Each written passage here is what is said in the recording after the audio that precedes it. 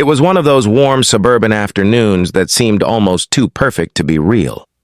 The kind where sunlight spilled through the oaks and the air carried the faint scent of cut grass and distant barbecue smoke. The calm of the neighborhood, Willow Creek Estates, was deceptive.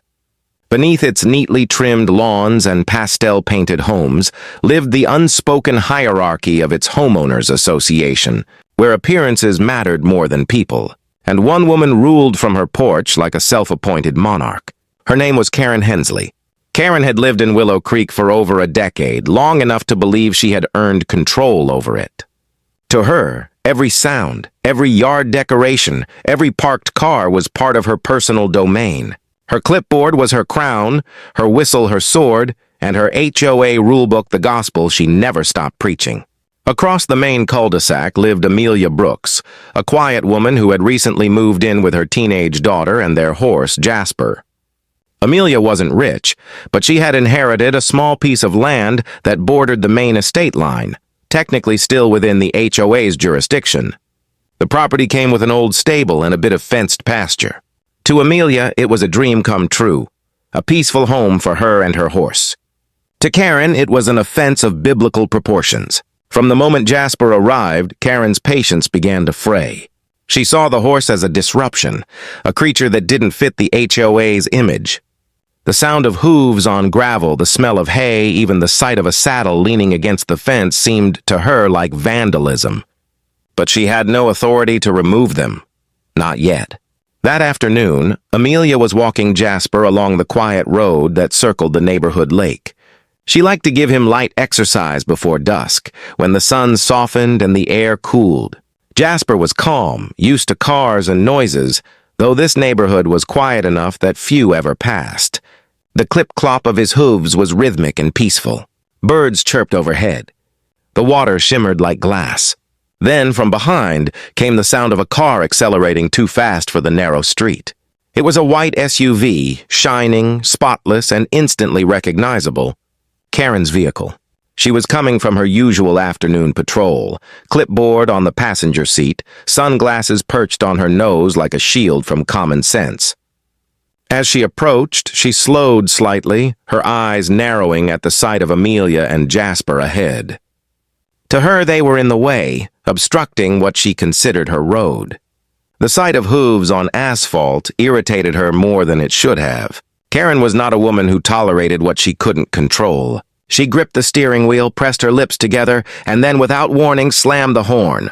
The blare shattered the calm air like a gunshot. Birds erupted from trees. Jasper reared, startled, his muscles tensing in fear. The horse's hooves struck the ground in panic, scraping against the road as Amelia struggled to steady him. For a split second, chaos replaced tranquility. The SUV screeched to a halt as Jasper kicked out his hind legs, once, twice, his hooves lashing the air in instinctive defense. Then came the sound, a sharp, clean crack. Karen's windshield splintered like a spider web under pressure. The force of the kick hadn't just struck glass. It had driven a lesson straight into the heart of arrogance. Jasper, now trembling but still upright, snorted and stamped the ground, his eyes wide with adrenaline. Amelia held his reins tight, her pulse racing. The neighborhood was silent again, except for the ticking of Karen's idling engine and the echo of her horn still bouncing off the houses. Curtains twitched. Doors opened. A few neighbors stepped out, drawn by the noise. Some gasped at the sight of the shattered windshield. Others just shook their heads, quietly acknowledging what they'd all secretly thought for years. Karen had finally pushed too far. Karen sat frozen behind the wheel, her mouth open, her face flushed with outrage. The scene didn't fit her sense of control. She was the one who enforced order, not the one humiliated by it. But no amount of indignation could change the fact that she'd honked at a living animal, startled it, and paid the price. Amelia, shaken but calm, led Jasper back toward her property, away from the growing cluster of curious neighbors. She said nothing. She didn't need to. The shattered glass glittering across the pavement spoke louder than any words could. By evening, photos of the cracked windshield had already made it into the neighborhood's private Facebook group. Comments poured in, some condemning the recklessness, others quietly amused. The HOA president, A weary man named Martin Cole received no fewer than 6 emails demanding action, all from Karen herself. She accused Amelia of negligence, of endangering residents, of harboring a dangerous animal. But what Karen didn't anticipate was that Amelia had proof. Doorbell footage from a nearby home showing exactly what had happened. The honk, the startle, the panic, the kick. The evidence was clear. Jasper hadn't attacked. He'd reacted. The HOA board called an emergency meeting for the following week. Karen arrived armed with papers, complaints, and her signature glare. Amelia arrived quietly, with the footage on her phone and a simple statement ready. The meeting was tense, filled with whispered side comments and the faint hum of uncomfortable realization. When the video played, the room went silent. Even Karen's staunchest allies, those who usually nodded along with her every demand, shifted uneasily in their seats. There was no way to defend it. The horn had caused the chaos, and the horse had merely responded. For the first time in years, Karen's control began to slip. That night, the streets of Willow Creek were unusually quiet. Karen's SUV sat in her driveway, windshield covered with a tarp, like a wound she refused to acknowledge. Inside her home, the blinds were drawn tight, her laptop glowing as she typed out yet another complaint to the board, this time demanding new livestock restrictions. But deep down, a seed of resentment had been planted. She wasn't done. She never was. And as Amelia brushed Jasper under the soft light of the stable, she sensed it too, the feeling that this wasn't over. Something about the way the air hung heavy that night felt like the pause before a storm. The following days in Willow Creek felt charged with something unspoken. The morning calm that usually wrapped the neighborhood like a blanket was now thin and brittle, ready to tear at the slightest noise. Word of the horse incident spread faster than gossip ever had in the HOA's history. Everyone had their own version of the story, and none matched the truth exactly. Some said Amelia's horse had gone wild. Others whispered that Karen had provoked it on purpose. A few claimed Amelia planned to sue the HOA. In truth, none of those things were happening, yet. But perception was power in Willow Creek, and Karen knew how to wield it. She spent her evenings crafting emails, long, persuasive letters addressed to the HOA board, the neighborhood watch, and even the local council. She used words like public safety and zoning violations, wrapping her personal vendetta in the language of community concern. Every message painted Amelia as reckless, a newcomer who didn't respect the neighborhood's culture. And every time she hit send, she felt a familiar thrill, the feeling of control returning. By the end of the week, a notice appeared taped to Amelia's mailbox. It was printed on official HOA letterhead, the logo embossed at the top like a seal of authority. It cited Section 14B unauthorized livestock and demanded that Amelia remove Jasper within 30 days or face escalating fines.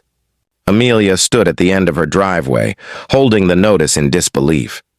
The property deed she'd signed months earlier had included the stable, old but still legitimate, and the land was zoned for agricultural use long before the HOA was ever established. But technicalities rarely stopped people like Karen. From her porch across the street, Karen watched. She pretended to water her flowers, the hose limp in her hand, her eyes hidden behind dark sunglasses. She didn't smile, but the satisfaction was clear in her posture. She'd started the next move in a quiet war. That evening, Amelia went through her papers, deeds, zoning maps, old correspondence from the property's previous owner. It was all in order. The stable had existed for decades. The HOA had no authority to evict Jasper. Still, she knew that truth and fairness didn't always win in neighborhoods like this. Meanwhile, the HOA board was growing restless. Karen's complaints had become relentless.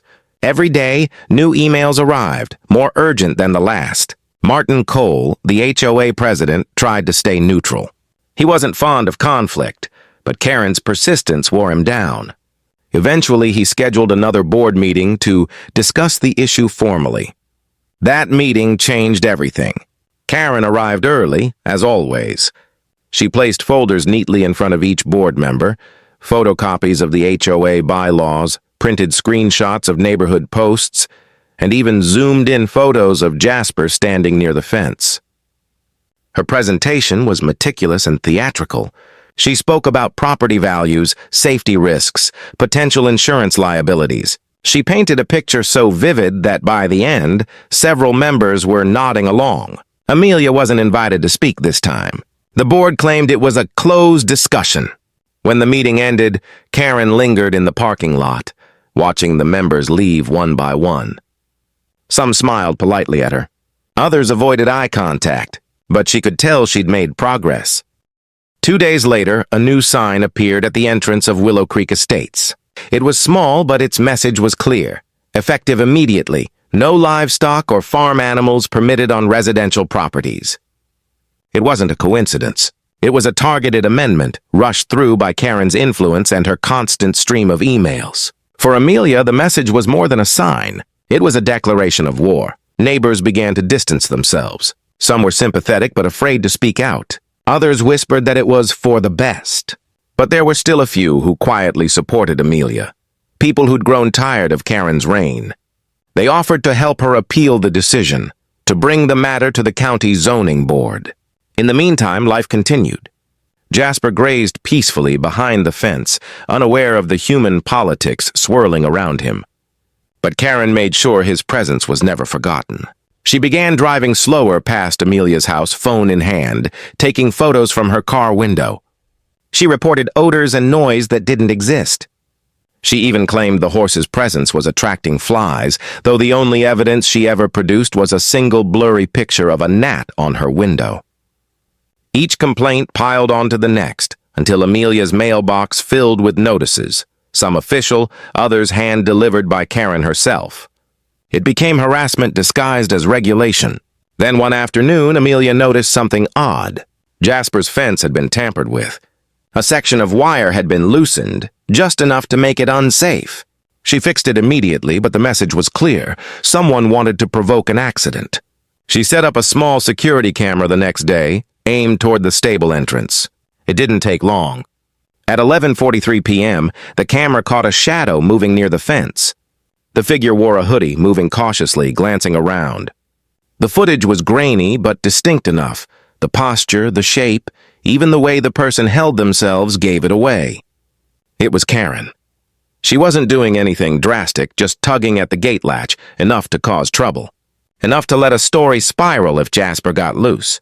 When Amelia reviewed the footage the next morning, she felt a quiet anger settle over her. She didn't confront Karen directly. She didn't post it online.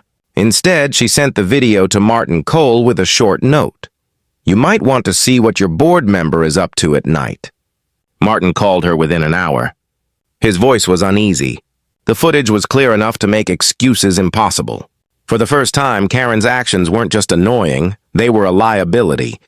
But before the board could address it, Karen acted first. She claimed the footage was fake, edited to slander her. She accused Amelia of waging a campaign of defamation. She even called the local police, reporting animal aggression and property damage that never happened. It was chaos. By the end of that week, the HOA's group chat was flooded with arguments, accusations, and screenshots. Longtime neighbors who'd never spoken up before began to question Karen's leadership.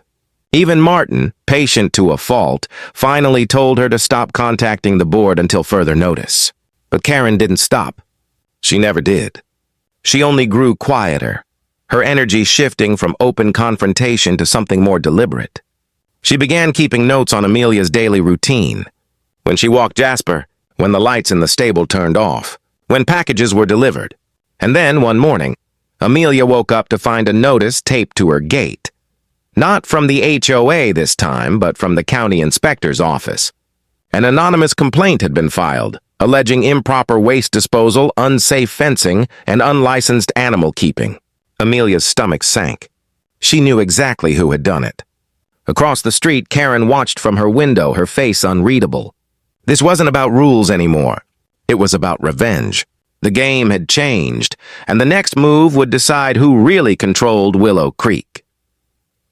The morning the inspector arrived, the air felt heavier than usual, as if the whole neighborhood knew something was about to happen. Even the birds were quiet, their songs replaced by the low hum of anticipation that seemed to hang over Willow Creek. Amelia stood by the stable, brushing Jasper's mane, trying to stay calm. She'd been expecting this.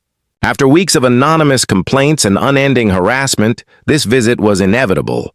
Still, seeing the White County vehicle pull up to her gate stirred something between anger and exhaustion. The man who stepped out was polite and professional, clipboard in hand, badge shining faintly in the sunlight. He wasn't here to take sides, at least not officially. His job was to inspect, document, and report. But Amelia knew how these things worked. One wrong impression, one technical error, and the HOA would have ammunition for months. Karen, of course, was already outside. She had parked herself at the end of her driveway, wearing sunglasses and pretending to check her mail, though the mailbox was empty. Her posture gave her away, rigid, watchful, and eager. She wanted a show. The inspector introduced himself and explained the complaint: improper waste disposal, unsafe fencing, and potential zoning violations. Amelia nodded, letting him walk through the property. She had nothing to hide. The fencing was secure. The stable was clean, the waste contained in sealed bins, the permits all properly filed. But even perfection can look suspicious when someone is determined to find fault. The inspector took notes, photos, and measurements, his expression unreadable. Karen, standing just within earshot, pretended not to listen, but her presence alone was enough to make the moment feel like a performance. After nearly an hour, the inspection ended. The man thanked Amelia for her cooperation and promised to file a full report. Then he left, leaving behind silence and uncertainty. Karen disappeared back into her house, but Amelia knew it wasn't over. If the inspection cleared her, Karen would find another angle. If it didn't, she'd use it to finish what she'd started. Either way, peace wasn't coming anytime soon. 3 days later, the report arrived in Amelia's inbox. It was clean. No violations found. The zoning was valid, the stable compliant, and the property properly maintained. The inspector even noted that the complaints appeared potentially exaggerated. Amelia exhaled for the first time in days. For a moment, it felt like she'd finally won something small, a rare victory in a battle she hadn't asked for. But the peace lasted only hours. That evening, a new post appeared in the Willow Creek Facebook group. It was from Karen. The tone was dramatic as always. She wrote about neglect, unaddressed safety hazards, and corruption within local government. She never mentioned Amelia by name, but everyone knew who she meant. She implied that the inspector had been influenced, and that certain residents were using money and pity to avoid accountability. It was manipulation at its finest, subtle enough to avoid direct accusation, but poisonous enough to turn neighbors against Amelia again. Comments began piling up, some defending her, others questioning what really happened. The neighborhood was split. Still, not everyone bought into Karen's narrative anymore. The video of her tampering with the fence had quietly circulated among a few trusted residents. Some had started to see her not as a protector of the neighborhood, but as the problem. One of those residents was Martin Cole. After weeks of chaos, he'd reached his breaking point. Late one evening, he drafted an internal email to the HOA board proposing something unheard of in Willow Creek history, a vote to remove a board member for misconduct. He attached the footage Amelia had sent and detailed the ongoing harassment complaints. The message was professional, measured, and damning. Karen found out the next morning. Someone had forwarded it to her, likely one of her few remaining allies on the board. The discovery ignited something fierce in her. The thought of losing her position, her power, was intolerable. She saw it as betrayal, not accountability. That day, Karen's SUV didn't leave the driveway. Instead, she stayed inside, curtains drawn, pacing. Her phone buzzed constantly with calls she ignored. To outsiders, it looked like retreat. To Karen, it was planning. By the weekend, she made her move. She began printing flyers, anonymous but unmistakably her handiwork. They warned of unregistered animals, unsafe neighbors, and potential threats to property values. She slipped them into mailboxes under the cover of darkness, one by one, her flashlight beam slicing through the quiet streets. By morning, every resident had one. The reaction was immediate and messy. Some threw them out without reading. Others took photos and posted them online, demanding to know who was behind it. Martin called an emergency meeting to address what he called targeted misinformation. He didn't name Karen publicly, but everyone knew. When the meeting began, the tension in the room was suffocating. Karen sat at one end of the table, arms crossed, defiant. Amelia sat quietly near the back, having been invited as a concerned resident. Martin opened with a calm, steady voice, reading from the bylaws. He spoke of accountability, respect, and the purpose of the HOA, not to control but to maintain harmony. Then he presented the evidence, the footage of Karen near the fence, the screenshots of her posts, the flyer distribution caught on a neighbor's door camera. The silence that followed was heavy. Karen didn't flinch. Her expression didn't change. But her knuckles whitened around the edge of her seat. The vote wasn't unanimous, but it was decisive. Karen Hensley was officially removed from the HOA board for misconduct. Her reign, at least formally, was over. That night, for the first time in months, the neighborhood felt still again. The whispers stopped. The tension eased. And Amelia, sitting in her stable with Jasper, finally allowed herself to hope that maybe, just maybe, it was done. But as she looked across the street, she saw a faint light flicker in Karen's window. The curtains were closed, but she could feel the weight of that gaze, the silent resentment brewing behind it. Karen had lost her title, her influence, and her credibility. But she hadn't lost her obsession. And when people like Karen lose control, they don't disappear. They find new ways to take it back. Late that night, the wind picked up across Willow Creek, carrying the first scent of rain. The streets were quiet, but somewhere in the darkness, plans were already being made. For nearly a week after the board's decision, Willow Creek was eerily calm.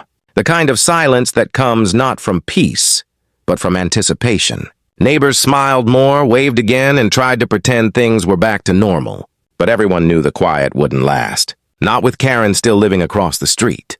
Her SUV stayed parked in the driveway, windshield finally repaired, gleaming like nothing had ever happened.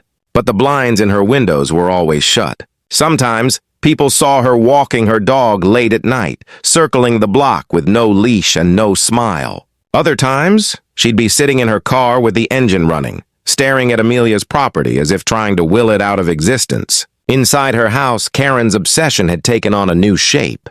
The walls of her home office were covered with printed screenshots, HOA bylaws, and hand-drawn maps of the neighborhood. Every photo of Jasper, every post about the horse, every email exchange was part of her growing collection. She wasn't on the board anymore, but in her mind, she was still in charge. She started recording everything. Phone calls, passing conversations, even the sounds outside her window. She convinced herself it was evidence, proof that she'd been wronged. She wanted redemption, not just for the HOA title she lost, but for the humiliation she'd endured. Amelia, meanwhile, had done her best to move on. The incident, the harassment, even the flyers, she wanted all of it behind her. She poured her energy into restoring the stable, repainting the fence, and planting wildflowers along the path that led to Jasper's paddock. The air smelled of hay and lilacs again, not tension. But peace never lasts long when resentment festers just across the street. It started small. Garbage cans mysteriously overturned, packages missing from Amelia's porch, tire marks near the edge of her property line. Then came the letters. No return address, no signature. Just folded pages with phrases like, "Your time is up," and "Animals don't belong here." The handwriting was shaky, but the tone was unmistakable. Amelia didn't react. She refused to give Karen the satisfaction of knowing it got to her. She quietly reported each incident to the HOA and the local authorities, documenting everything. Martin, now under pressure to keep the neighborhood stable, urged her to stay patient. He promised they were handling it. But the final straw came on a stormy evening in early spring. Dark clouds rolled in from the west, and thunder rumbled over the hills. Rain began to fall in heavy sheets, pounding against rooftops and washing the streets clean. Most residents stayed indoors, lights glowing softly through their curtains. Only one figure was moving outside. Karen. She was drenched, her hair plastered to her face, her steps uneven as she crossed the road toward Amelia's property. The rain made it hard to see, but the security camera caught everything. She moved to the fence, fiddling with the gate latch again. This time, she wasn't just loosening it, she was opening it. Inside the stable, Jasper stirred, uneasy from the thunder. The latch gave way under Karen's grip, swinging open just as a car passed down the street. Headlights flashed, illuminating her for a brief second. Wild eyes, clenched jaw, soaked through, clutching the broken latch like a trophy. Then Jasper bolted. Startled by the thunder and the sudden movement, he charged out into the rain, hooves striking the wet pavement. Amelia heard the commotion and ran outside, her heart in her throat. She saw the open gate, the flash of Jasper's mane in the headlights, and Karen standing frozen in the downpour. What happened next was chaos in motion. The same white SUV, Karen's SUV, had rolled forward slightly, its automatic lights catching Jasper's reflection. The horse panicked, veering sharply away, his hooves slipping on the wet ground. The movement sent a spray of water across the windshield, cracking it again, in almost the same place as before. Jasper wasn't hurt, but the symbolism was impossible to ignore. The sound of shattering glass echoed across the cul-de-sac like a ghost of the first incident. Neighbors who'd been watching from their windows rushed outside, drawn by the noise and the flash of lightning. When they saw what had happened, the open gate, the terrified horse, the trembling woman in the rain, no one spoke. The truth didn't need words anymore. Amelia caught up to Jasper near the end of the street, soothing him, calming his fear with gentle hands and soft whispers. She led him back home, rain soaking her clothes, her mind still spinning. Behind her, Karen stood under the flickering streetlight, face pale and empty, the weight of what she'd done finally visible in her eyes. By the next morning, every doorbell camera and every neighbor's phone had footage. The police were called, not for violence, but for property damage and trespassing. Karen didn't resist. She stood quietly on her porch as the officers spoke to her, nodding without emotion. For once, she didn't argue, didn't shout, didn't deny. The HOA board issued a statement the following day, brief and to the point.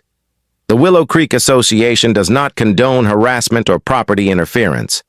Appropriate measures have been taken to ensure the safety and well-being of all residents. Karen's house went dark after that. No porch light, no car movements, no sign of life. Some said she sold the house quietly and left. Others claimed she still lived there, behind drawn curtains, avoiding everyone. But for Amelia, it didn't matter. The storm had finally passed. Weeks later, as spring settled in, the neighborhood slowly returned to normal.